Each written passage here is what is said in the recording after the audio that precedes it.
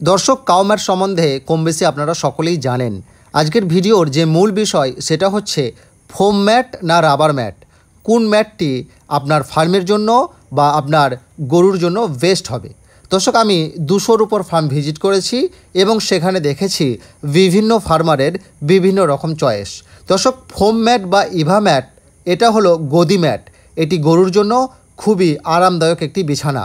আর rubber ম্যাটটি হলো একটু শক্ত এবং রাবার ম্যাটের দীর্ঘস্থায়িতা বেশি, অর্থাৎ দীর্ঘদিন এই ম্যাটটি চলে। দর্শক, ফোম ম্যাট বা ইভা ম্যাটগুলো সাধারণত 3 থেকে 5 বছর পর্যন্ত চলে, আর রাবার ম্যাটগুলো 8 থেকে 10 বছর চলে।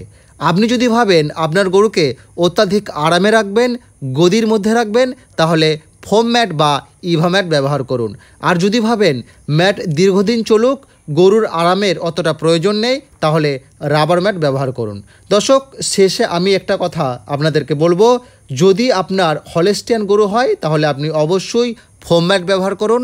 আর যদি আপনার জার্সি, শাহিওয়াল, গির বা অন্যান্য গরু হয় তাহলে আপনি রাবার ম্যাট ব্যবহার করতে পারেন। ধন্যবাদ।